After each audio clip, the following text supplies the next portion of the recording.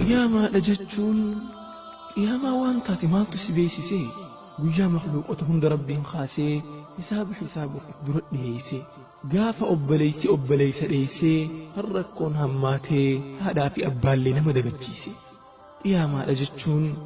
Qiyaamaadha jechuun kan makhluuqni cufti qullaa lafaa yaa'u ardal mahsharitti namni hundi wal ga'u kan asitti hammaate gaafatti sheena'u warri asirratti tole gammachuun fi fiigee dachee waliin ga'u. Qiyaamaadha jechuun guyyaa haadhaa fi ilmoon karaa yaatu uumaan rabbii hundi gaafa wal dheessitu gaafa jaarsi jaartii isaatuu dagatu gaafa ilmoon xiqqoon rifaatuun arrooytu.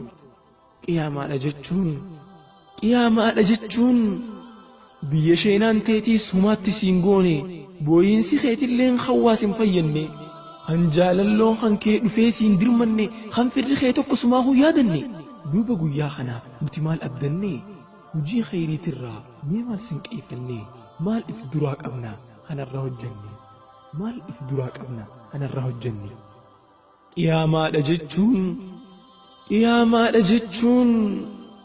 Qiyaamaadha jechuun guyyaa namni fedhii lubbuusaa dagatee wal keessa fiiguu satrii irraanfatee jechuudhaan nabiyyiin gaaf tokko dubbatee hogguu kana ummaan teenya Aa'ishaan gaafattee yaa rasuulallaahi yaa caalaa ilma namaa akkamitti namni qaama qullaa deemaa moo gaafas qaamteetu nu keessaa fuudhama anti yaa naan galle yaa jaalalloo kiyya mee sirri naaf himaa. Hoggaa kana nabiin Aa'ishaa dubbatee yaa Aa'ishaa tiyya dubbiin laaftu seete rifaaturraa hibarnamuu if dagatee baara gaafinaasuun qaamni isaa bututee waan shahwaadha ja'an waan qaanfiidha ja'an waan fedhiidha ja'an guutuu irraanfatee olii gaffi fiiga sammuun sadhamaatee akkana jechuudhaan nabiin rabbii qaaliin Aa'ishaa dubbate.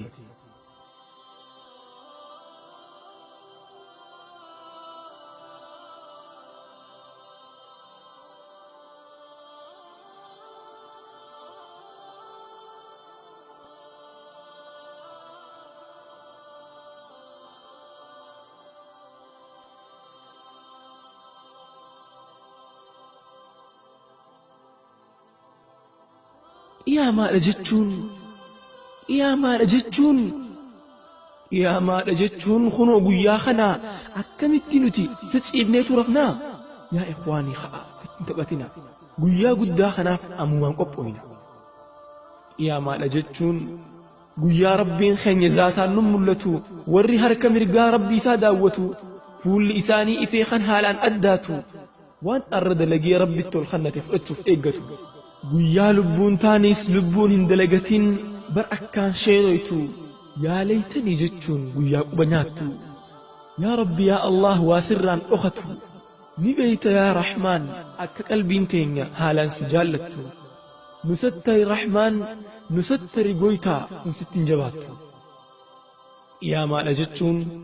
Qiyaamaadha jechuun guyyaa jabaasanii guyyaa guddaasanii kan akkaan ulfaataa. Yaa akhii dammaqisa maal eegu jirtaa guyyaan kiyya fagoodha jettee fitti himtaa yaa boo if hin dagin bar ammuma duutaa za'aa itti kuttu mee maal irraa beeytaa dafii lubbuu teetiif qopheeffadhu bootaa yoo arran qophaawin guyyaa boruu sani guyyaa hamaa saniin bar akkaan sheenoytaa ammumaan nafsii teetiif qopheeffadhu bootaa. Qiyaamaadha jechuun kunootii dhageeysa waan isiin fakkaattu akkanumatti taa'anii eeggachuun hin taatu.